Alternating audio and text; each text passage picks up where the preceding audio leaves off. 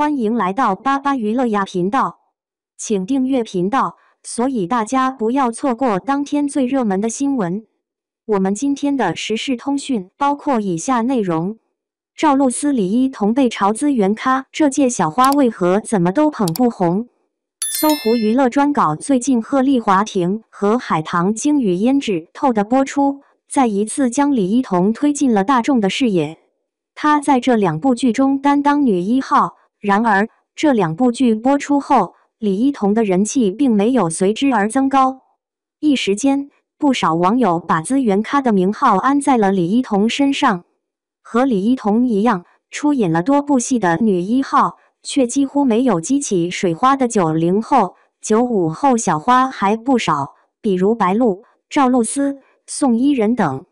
不仅他们，人气更高的关晓彤、宋祖儿、张雪迎也出演了不少大制作，却并不是因为作品而圈粉的，跟他们的前辈杨幂、刘诗诗、赵丽颖相比，着实有不小的差距。那么，为什么这一届小花怎么捧都捧不红呢？搜狐娱乐采访了多位业内人士，请他们为我们解答疑惑。李一桐、白鹿、赵露思、胡冰卿演了多少个女一号仍旧不红？为什么网友会说李一桐是资源咖呢？贺丽华庭是 S 级的网剧，演员阵容颇为强大。海棠经与胭脂透里，李一桐又是和当红小鲜肉邓伦合作。不仅如此，李一桐近些年也演过不少剧的女一号了，《半妖倾城第一》、2部《射雕英雄传》、《魅者无疆》都是班底不错的剧集。但一提起她的名字，仍旧有很多人没听说过。而且，除了以上已经播出的作品，李一桐的待播剧也很让其他女星眼红，特战荣耀女一之为那一刻与你相见，女一爱我就别想太多，女一见王朝，女一驯夫记之大唐女儿行女一。说句实在话，90后女星里，李一桐不是人气最高的，但却拿到了这么优质的资源，的确让人有些困惑。也有不少网友感慨道，李一桐也该火了吧。跟李一桐有相似命运的小花也不少，出演了不少剧集的女一号，却几乎没有水花。白鹿大王不容易女一号，招摇女一号，烈火军校女一号，世界欠我一个初恋女一号，还有多部待播剧都是女一号。然而，可能有很多人连白鹿的长相都记不住。赵露思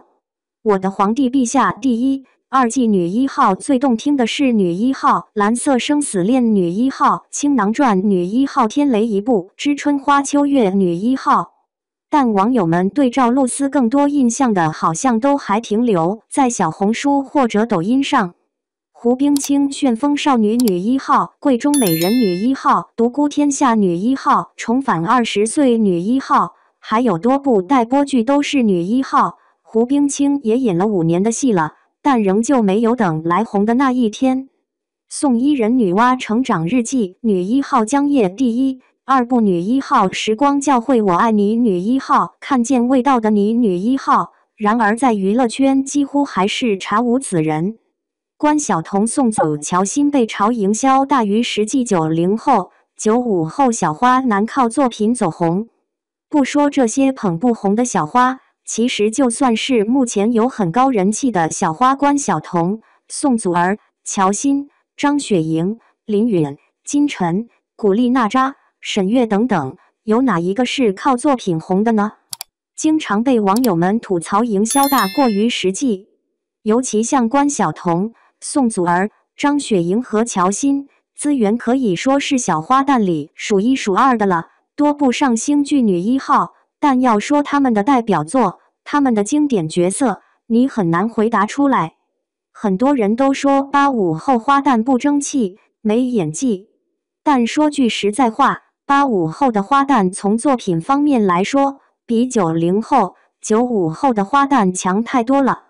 杨幂和刘诗诗分别凭借《宫》和《步步惊心》成为当时的顶流花旦。唐嫣的《仙剑奇侠传3》和《何以笙箫默》也曾掀起很大的风潮，赵丽颖的《花千骨》就更不用说了。虽说这几位花旦也不是不营销，但说他们靠作品吸粉是绝对不心虚的。而且85后的花旦固粉能力非常强，当年他们的人气甚至比同剧的男星还要高很多，到现在还都有一批死忠粉。但看看现在的90后、95后小花，除了郑爽、杨紫，其他的几乎都只有路人粉，粉丝粘性真心不高。反倒是像肖战、王一博、李现、朱一龙这样的男明星，靠作品吸引了成千上万的死忠粉。这届小花为何带不动？听业内人士分析原因。所以，为何这一届的小花们就是带不动呢？资深电视人小南风认为，将李一桐、白鹿、赵露思这些艺人定位为捧不红的资源咖是不太公平。尽管他们在多部剧里担任女一号，但他们的露出机会其实比当年的杨幂、刘诗诗等少太多了。杨幂、刘诗诗等花旦当年出演的几乎都是上星剧，再看看这些小花们，李一桐只有一部《射雕英雄传》是上星剧，赵露思没有演过一部上星剧，并且连 A 级的网剧都没有演过，基本上都是 B 级的。白鹿也只有一部《招摇》是上星剧。制片人 M 女士也有着同样的看法，她觉得这几位小花出演的剧集基本上都是一些甜宠剧，或者是只有特定人群喜欢看的 IP 改编剧，受众是有局限的，所以他们未能出圈也是很正常的现象。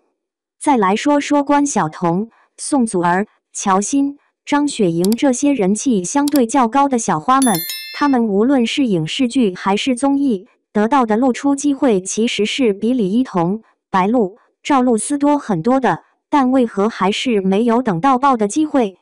这其中各有各的原因。关晓彤其实之前演国民闺女的时候是很圈粉的，演技好，又贴合角色，但自从她开始当大女主，就逐渐的陷入争议。在 M 女士看来，还是关晓彤没有选到好的剧本、好的角色，并且前几年影视行业相当浮躁，片酬奇高，很多演员会为了高片酬而做出伤害羽毛的事情。宋祖儿的九州缥缈录其实业界抱有很高的期待，但最终剧并没有火，宋祖也错过了大爆的机会。资深电视人小南风还提到了一点，在如今人人都是评委的互联网时代，有些制片方会根据女艺人在网络中的人气去进行选择。网友们看一个女演员美不美，大多都是看硬照，也有一些女艺人是通过人设而获得了网友的青睐。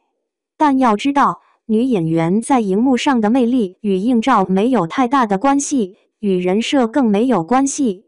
很多女艺人硬照无敌，或者单纯可爱的人设让网友怜爱，然并卵，上了电视仍旧呆若木鸡，没有丝毫的感染力，也就是大众所说的观众缘。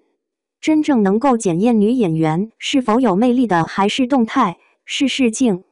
比如，据某位业内人士透露，在《少年的你》里饰演霸凌者未来的周，也就是横店的试戏王，拿到了多部戏的试镜第1名。而我们也的确在《少年的你》中真切地感受到了周也的魅力。所以说，现如今强大的网络舆论有时也会让制片方们迷失方向，选择了并不适合的演员，造成了怎么捧都捧不红的问题。至于这些演员是谁，相信读者们的脑海里会主动浮现出不少身影吧。但无论如何，小南风还是看好现如今的90后，尤其是95后小花的，因为影视行业在逐渐的去掉浮躁，现在的制片方选演员也更加看重演技，看重演员的荧幕魅力。小南风透露，像赵露思、周也等95后小花，无论是演技还是外形，都相当过关，业内也非常看好他们的发展。其实，女演员本身就比男演员难圈粉，能够大红真的要碰上好的剧本，以及绝对适合自己的角色。况且，杨幂、刘诗诗、赵丽颖也是演了那么多年的戏，当了不少女二女三，才等来了宫《步步惊心》和《花千骨》。所以，对于这些小花来说，路还很长，未来还是有无限可能的。返回搜狐。